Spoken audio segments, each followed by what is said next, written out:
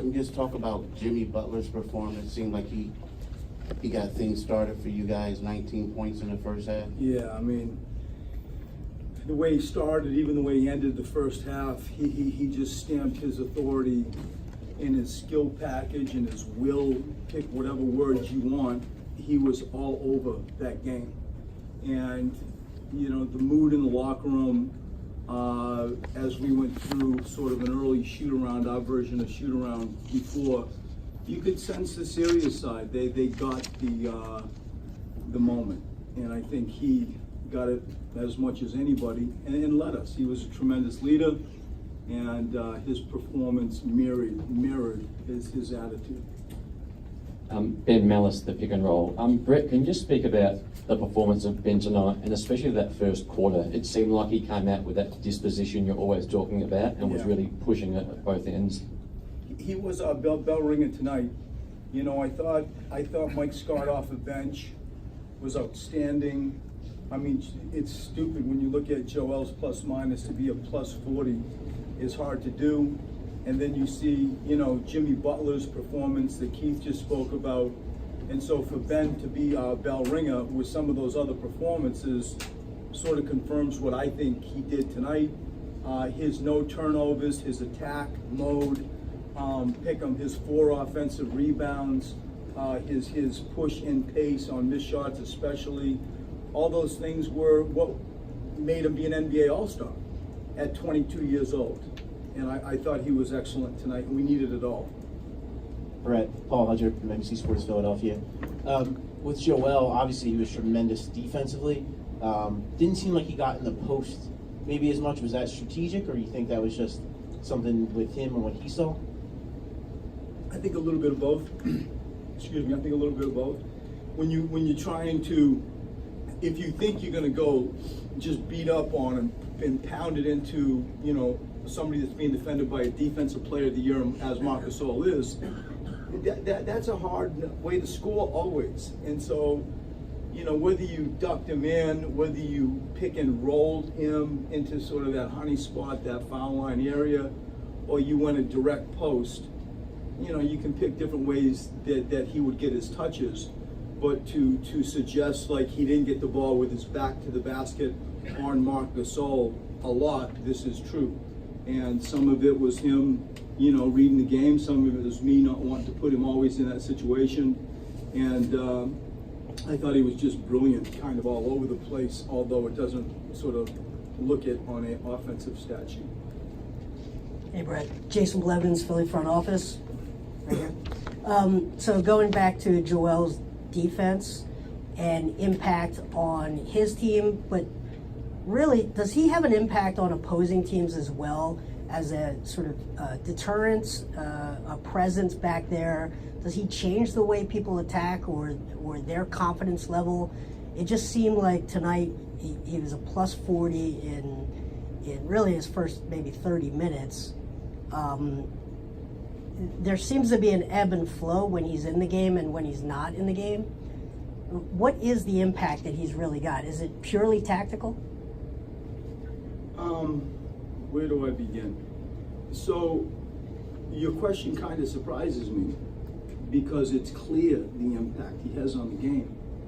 Like we get what he does at the rim. It's significant. You know, when he goes out, lots of times, look what happens. And so, of course, like, you know, he's got an incredible defensive impact on a game. If you're looking at sort of people behind you, if you're picking Kawhi, Kyle, whatever, if you see him, you're probably going to think a little bit more about what you want to do. What's your plan? And his importance to our team is obvious. Tonight you saw a healthier Joel Embiid. And for that sort of example, for that sort of situation of him and his health, he comes out and has a plus 40. It's a huge number. It's a huge plus minus number in a playoff game.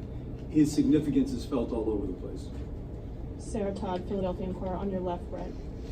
My left. I'm wondering what went into the decision to go with Boban tonight off the bench rather than what you've been doing before. I mean, it really hasn't been consistent. We're searching to find an answer for the 8th man. And so, like, we've tried Amir, you know, we've played Furkan earlier, you played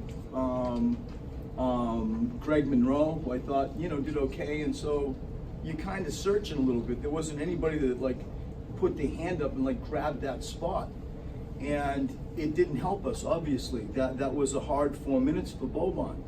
And I felt like we pivoted out of it quickly, and it could have been a tough environment, but ultimately, you know, we are in pursuit of who is the 8th man. And I'm pausing purposefully. And it's not clear. And so we decided to try Boban, and, you know, the plus minus says what it says, and the game changed quite a bit.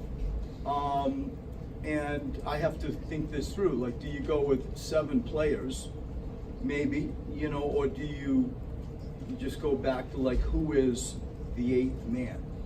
And for that reason, we tried to go with Boban and see. And I'll do the same thing as far as thinking who that is for Game 7s, for the next Game 7. Brett, back to Ben for a second. You had obviously defended him over the last couple of days after what happened in Game 5. Do you view tonight as he needed to play better, he played better, he hadn't played well, so now he decided to play better, or is it more kind of a continuum? You know, he's a young developing player, he's going to come around eventually and play a good game, and it's just simply a matter of time. Like, That's my answer, Mike. It's not even close. He's 22 years old, you know, and his game, as he grows his shot and tries to get a better command of his position and deals with, you know, the stage of the NBA playoffs, shame on us for thinking like he's going to be all day, every day. Here he is, and he's just going to go knock it out of the park. Like, it's just not fair. So what he did today was lots of the reasons he was an NBA All-Star at age 22 as an NBA point guard with the ball. And I thought that on missed shots and him pushing it, he was really good.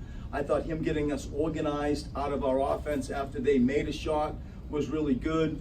I really loved his no turnovers, and I really loved his offensive rebounds.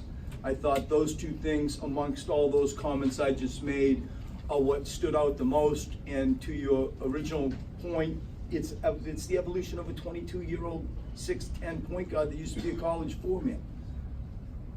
I see it very clearly. Last one. Brett, is this what you think they brought Jimmy here for? Doing what he's done in this series, doing what he did in a closeout game tonight, and is this what a max contract guy does?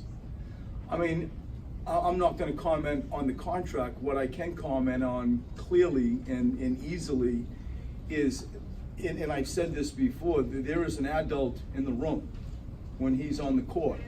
You know, the athletic plays that he makes, the physical plays that he makes, he's a tank, and he's just so strong.